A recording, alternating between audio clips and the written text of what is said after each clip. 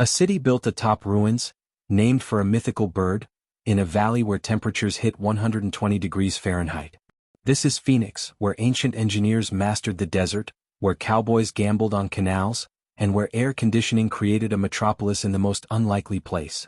The history of Phoenix, Arizona isn't just urban growth, it's humanity's audacious fight against nature itself. Phoenix, from ancient origins to a new dawn. Beneath the scorching sun of the Arizona desert, the Hohokam people carved a miracle into the land, 135 miles of irrigation canals, transforming the harsh wilderness into fertile ground. For 2,000 years they thrived, building a legacy of trade and innovation, connecting with distant civilizations.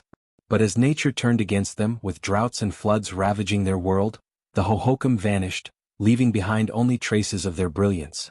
In their place, the resilient Acamul-Oatum, Tohono-O'odham, and Maricopa tribes found refuge, nurturing the land with their own crops, traditions, and ways of life.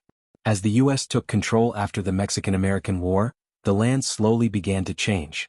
Forts were built, and new settlers arrived, pushing forward the boundaries of what would become the bustling city of Phoenix.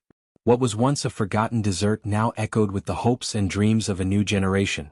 The city's spirit, born from ancient roots, rose once again, reclaiming its place in the sun. Phoenix, rising from the ashes of time. In 1867, Jack Swilling, a weary Confederate veteran, gazed upon the Salt River Valley, sensing an untapped potential amidst the desert's harsh beauty. Discovering ancient canals carved by the long-gone Hohokam, Swilling saw not just the remains of a forgotten civilization but the promise of rebirth. With the formation of the Swilling Irrigation and Canal Company, he drew water from the river, transforming the barren land into fields of crops. The fertile soil and warm climate soon attracted settlers, and in 1868, the town of Phoenix officially began its journey, named by Lord Darrell Duppa to symbolize a city rising from the ashes of the past. As the years passed, Phoenix grew under the promise of new beginnings. Its first post office opened, its streets laid out in a grid, and by 1871 Maricopa County was born.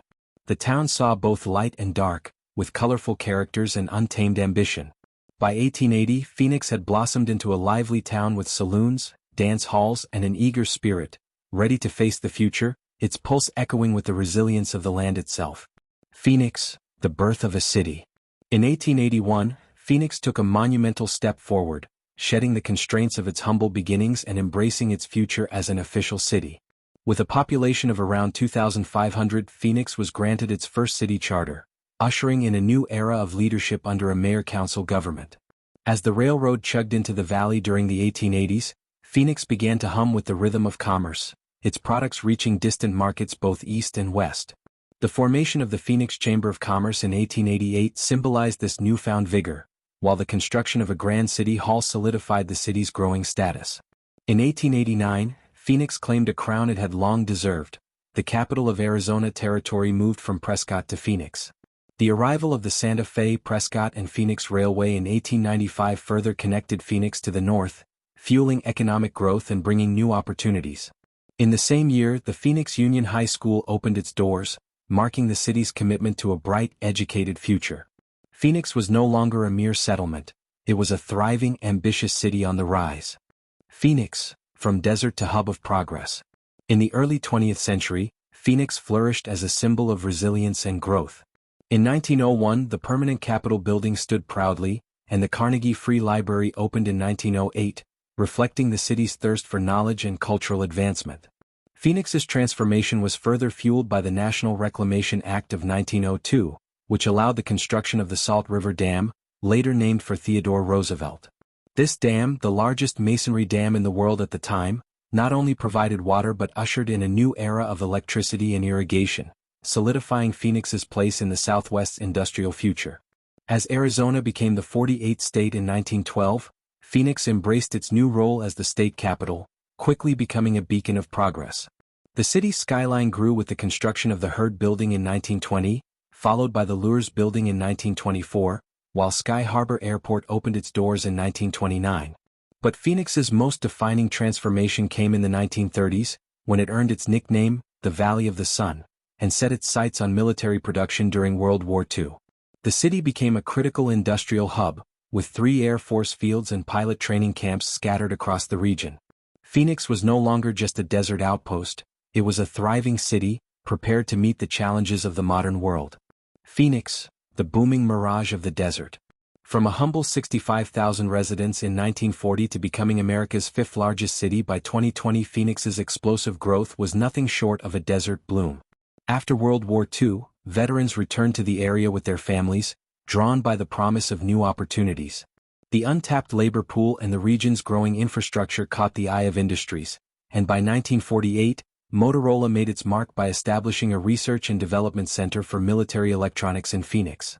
Soon, other tech giants like Intel and McDonnell Douglas followed suit, cementing Phoenix as a hub for high-tech industry.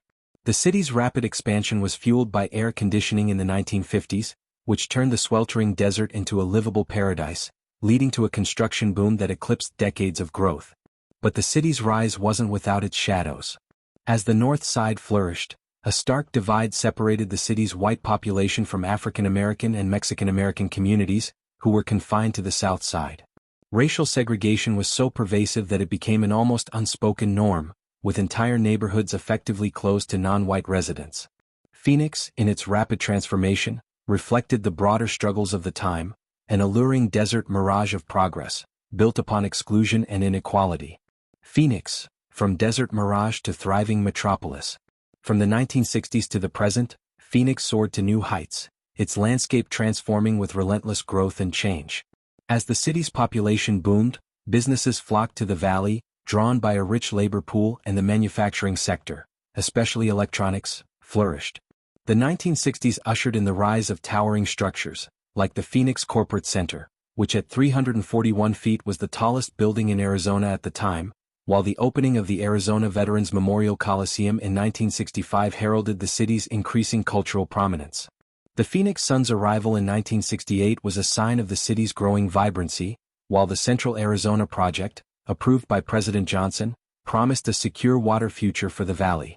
By the 1970s, downtown Phoenix experienced a resurgence, with bold plans like Phoenix Concept 2000 reshaping the city into a sprawling urban landscape with interconnected villages. The 1980s brought groundbreaking moments, such as Sandra Day O'Connor breaking barriers as the first female U.S. Supreme Court Justice, and Phoenix's international recognition as Pope John Paul II and Mother Teresa visited the valley.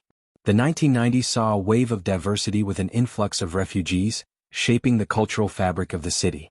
By the 2000s, Phoenix was one of the fastest-growing metro areas in the U.S., though it wasn't immune to the economic turbulence of the housing crisis. Despite the ups and downs, Phoenix continued to thrive, with neighborhoods revitalized and a bold future ahead.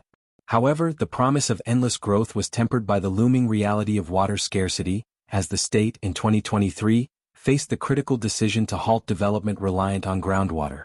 Phoenix's story is one of resilience, transformation, and the harsh realities of the desert that the city, against all odds, continues to conquer. Phoenix proves that cities are choices, not inevitabilities.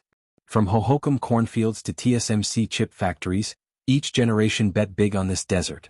Now we want to hear your Phoenix story. Native roots? Snowbird memories? Or just love those sunsets? Drop your thoughts below, and don't forget to subscribe for our next American City documentary.